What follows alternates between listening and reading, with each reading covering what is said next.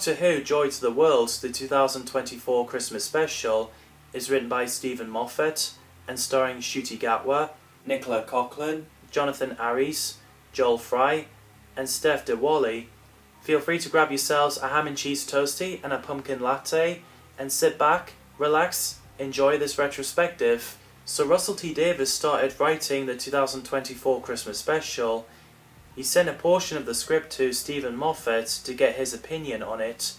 At the time, Davies was in discussions with Moffat to have him write a script for Season 2, aka Series 15. Russell later realised he was too busy to finish the script.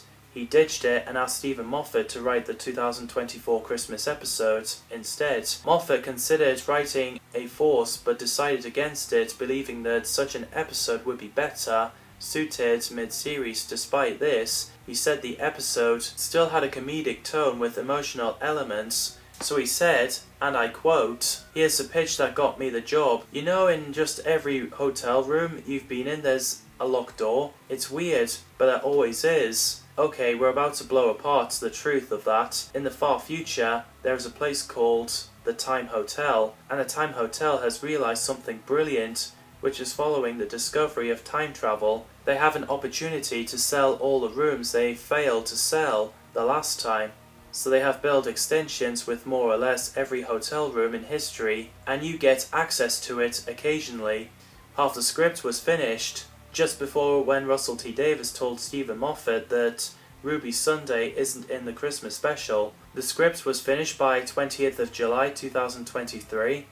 There were a couple of working titles such as The Time Hotel and Christmas Everywhere All at Once. The story further explores the Villain Guard Corporation, a company that has been mentioned in Moffat's Doctor Who episodes, like The Doctor Dances, also appeared in Twice Upon a Time, and Boom, where the Doctor confronts Villain Guard. Stephen Moffat once again worked as an executive producer role during the production of the episode, and this is his 9th Doctor Who Christmas special he wrote. "I love the opening where the Doctor goes to different times and offering anyone a ham and cheese toastie and a pumpkin latte, including World War II, Orient Express in Italy 1962, and Base Camp Everest in 1953. Ham and cheese toastie and a pumpkin latte. No? Okay. As for the two hysterical vicars, Phil Baxter plays Sir Edmund Hillary, a New Zealand mountaineer, explorer and philanthropist, and Samuel Sharper Moore plays Tenzing Norgay, a Nepalese Indian mountaineer. They both are the first to have reached the summit of Mount Everest as part of the 1953 British Mount Everest expedition. They both did a great job. In real life, Sherpa Moore is Norgay's great-great-nephew, which is cool. Neve Marie Smith plays Sylvia Trench, a passenger on the Orient Express. She's great too. Apparently the character is a reference to the original Bond girl from the very first James Bond movie, Dr. No, played by Iris Gayson, which is cool. Peter Benedict and Julia Watson plays Basil and Hilda Flockhart, the residents of Queen's Hotel in Manchester in Christmas 1940. They both worked well together. So then in Sandringham Hotel in London 2024, Joy checks in. Anita shows her her room. Oh, it's just that door, isn't it? There's always a door like that in a hotel room, a funny locked one. After Joy talks to the Fly, a Silurian called Melnak, with a handcuff to the briefcase, barged in, followed by the Doctor. What? What is going on? Ham and cheese toastie and a pumpkin latte. Which we'll get to later. After the title sequence, the Doctor was in the Time Hotel at London in 4202, wearing a bathrobe, and Trev thinking that the TARDIS is a toilet cubicle, which offended the Doctor. That was pretty funny. Is that a toilet? Is it a what? You've got a newspaper. And a coffee. Who takes a coffee to the loo? I don't know. Each their own. Can't say I have tried reading a newspaper and drinking a hot beverage while sitting on the toilet. Funny enough, portable toilets, especially chemical ones, TARDIS Environmental, a British sewage company often depicted as a TARDIS reference due to the similarity. Joel Fry plays Trev Simpkins, a human security guard in the Time Hotel. He's great too. As people passed on the handcuffed briefcase which possesses people, it eventually led to Melnak. The Doctor followed him inside a hotel in 2024, where Joy is. Joshua Lees plays Mr. Single, a resident of Time Hotel, and the first guy we see chained up to the briefcase. He's brilliant with his performance. Ruchi Rai plays receptionist of the Time Hotel. She's great too. Elle Porter plays a server who gave the Doctor a ham and cheese toastie and a pumpkin latte. She's great too. Liam Prince Donnelly plays the barman. He's great too. As Anita came into Joy's room to bring the towels, the Doctor tries to deal with Melnak, and because of Joy's lack of patience, she grabs the suitcase and gets possessed. Jonathan Harris plays Melnak, a Silurian who works as a manager in Time Hotel. I really like him. As Joy tells Melnak that his motor functions would shortly shut down and that he would soon be dead, she laid him down on the bed. The Doctor wondered what she meant by dead.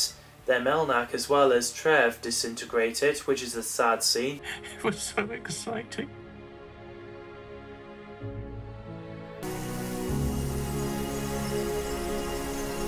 But there's also a fun scene where the other Doctor came in, which is his future self, well, his present self, while the Doctor examining the suitcase is his past self. 7214. 7214. Who are you? Me. Oh, okay, good. Oh. So after the present Doctor ran off with Joy, the past Doctor opened the same door, but the other side, there was just piles of bricks. After when he's told to stay in the hotel, so he goes to Anita at the reception to stay in a hotel for a year. So he does the chores so he can pay to stay in the hotel, as well as doing day-to-day life with Anita, like playing board games, having takeaways and chit-chat, which is a great scene. Steph DeWally plays Anita Ben, a hotel manager, and became close friends to the Doctor. I really like her and she makes a great companion. Originally she was only given 10 lines, but then the production team was very fond of her and gave her bigger parts. Stephen Moffat said that she was hardly in the first draft, but as they could not afford to film in multiple locations, her part was increased to take their place. There was a heartwarming moment where the Doctor wanted to call Ruby Sunday, but he thought, let her get on with her life. So after watching the fireworks, we get a sad scene where the Doctor had to say goodbye to Anita, so then he got back into Joy's room, which is where the two Doctors come in. The Doctor took Joy to the distant time, and there's a dark scene where the Doctor was upsetting Joy because of her mother, who was dying in the hospital because of COVID, which resulted the suitcase unchained itself off Joy, and the hologram of Melnak plays, explaining that his consciousness has been uploaded into the briefcase as a communication interface. There's a cool scene where the Doctor and Joy encountered the dinosaur.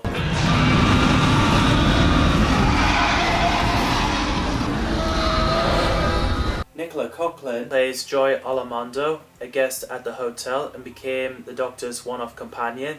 She couldn't see her mum in hospital and only speak to her on iPad because of the rules of COVID. She gives off great performance.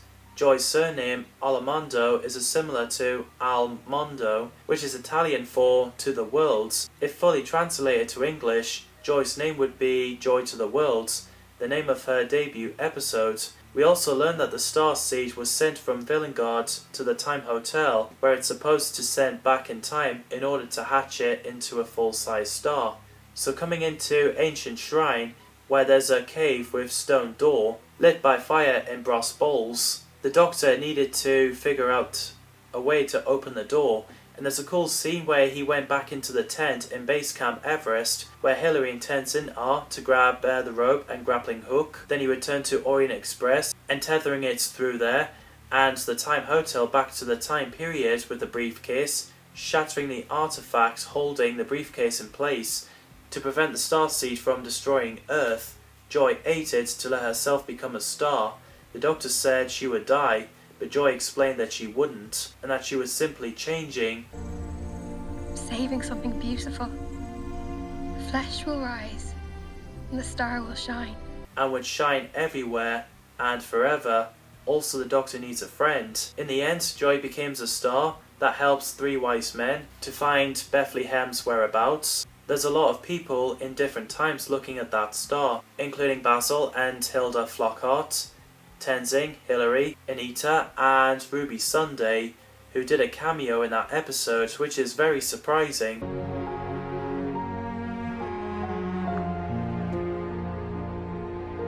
Hi, Mum. As there was reports that Millie Gibson wasn't going to appear in this Christmas special. Also, Joy's mum in the hospital gets disintegrated to join her daughter.